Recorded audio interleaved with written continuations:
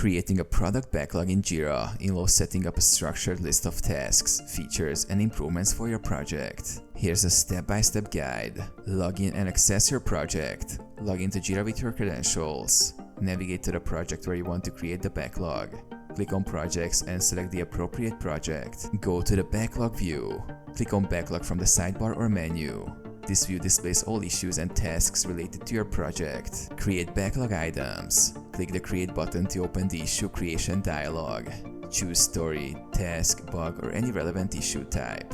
Enter a concise summary for each item and a detailed description outlining requirements, acceptance criteria, or steps to reproduce. Set other fields like priority and assignee as needed. Add and organize issues. Once created, your issues will appear in the backlog view. Drag and drop issues to reorder them based on priority. Use epics to group related backlog items and manage them effectively. Prioritize and refine. Regularly review and prioritize the backlog.